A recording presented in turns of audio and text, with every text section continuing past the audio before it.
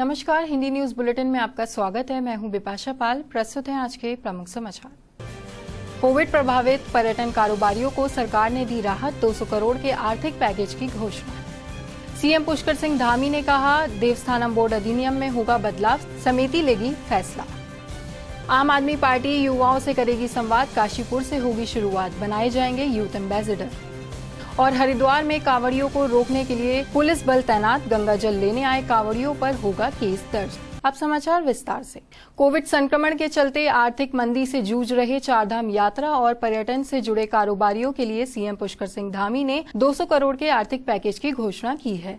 इस पैकेज से राज्य के करीब 1,63,000 लोगों को लाभ मिलेगा। आर्थिक सहायता की धनराशि सीधे लाभार्थियों के बैंक खाते में जाएगी। उत्तरकाशी में मीडिया से वार्ता के दौरान सीएम धामी ने इस पैकेज की घोषणा की है। उन्होंने कहा कि कोविड संक्रमण के चलते लॉकडाउन और अब आपदा के कारण राज्य में चारधाम ठप है। पर्यटन स्थलों पर भी कारोबार प्रभावित हुआ है। इस कारण पर्यटन से जुड़े कारोबारी आर्थिक संकट से जूझ रहे हैं। इसलिए सरकार ने आर्थिक पैकेज देने का फैसला किया है। पर्यटन कारोबारियों को व्यावसायिक गतिविधियों के लाइसेंस शुल्क में भी छूट दी जाएगी।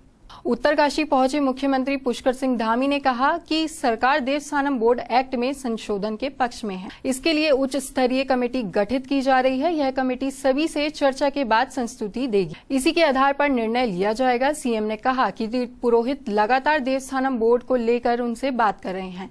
धामी ने कहा कि बोर्ड को लेकर तीर्थ पुरोहितों व हक हकूकधारियों में संशय बना हुआ है। उन्हें लग रहा है कि सरकार मंदिरों पर अपना अधिकार करना चाह रही है। सीएम ने कहा कि सरकार का उद्देश्य मंदिरों और धामों में बेहतर व्यवस्थाएं बनाना है। राज्य के लिए चारधाम यात्रा आर्थिक रूप से सबसे महत्वपूर्ण है। राज्य के सभी वर्गों का हित और विकास इससे जुड़ा है। आम आदमी पार्टी के वरिष्ठ नेता कर्नल अजय कोठियाल पूरे उत्तराखंड में युवा संवाद करेंगे। अच्छे सुझावों को मैनिफेस्टो में शामिल करने के साथ ही वह युवाओं को यूथ एम्बेसडर भी बनाएंगे। आप प्रवक्ता नवीन पिरशाली ने बुधवार को पत्रकार वार्ता के दौरान उनके युवा संवाद कार्यक्रम की जानकारी दी। उन्होंने बताया, प्रदेश में युवाओं से सीधे संवाद के लिए आपके वरिष्ठ नेता कर्नल अजय कोठियाल द्वारा युवा संवाद कार्यक्रम की शुरुआत रामनगर से शुरू हुई और अब पूरे प्रदेश में उनके कार्यक्रम तय हो गए हैं। यह कार्यक्रम 23 जुलाई काशीपुर से शुरू होकर 6 अगस्त को देहरादून में समाप्त होगा। कांवड़ यात्रा पर पाबंदी के बाद उत्तर प्रदेश की सीमा से सटे बॉर्डर पर पुलिस का कड़ा पहरा लगा दिया गया है। 24 जुलाई से सख्ती बढ़ा दी जाएगी। कांवड़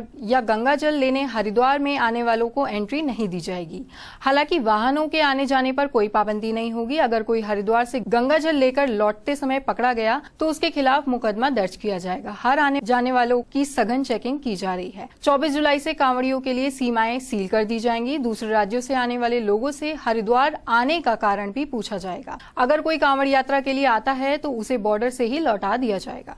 उत्तराखंड में बीते 24 घंटे में 37 संक्रमित मिले हैं। बुधवार को एक भी मरीज की मौत नहीं हुई है, जबकि 14 मरीजों को ठीक होने के बाद घर भेज दिया गया है। प्रदेश में सक्रिय मामलों की संख्या घटकर 643 पहुंच गई है। स्वास्थ्य विभाग के अनुसार बुधवार को 20,213 सैंपलों की जांच रिपोर्ट नेगेटिव आई है। वहीं 3 जिलों अल्मोड़ा, बागेश्वर और चंपावत में एक भी संक्रमित मरीज सामने नहीं आया है। वहीं चमोली में 2, देहरादून में 7, हरिद्वार में 4, नैनीताल में 11, पौड़ी में 3, पिथौरागढ़ में 2, रुद्रप्रयाग में 4, टिहरी और उधम सिंह नगर में 1-1 और उत्तरकाशी में 2 संक्रमित मिले हैं। इसी के साथ आज के समाचार समाप्त हुए। आप हमारे YouTube चैनल उत्तरजन टीवी को सब्सक्राइब करें और बेल आइकन दबाएं। नमस्कार।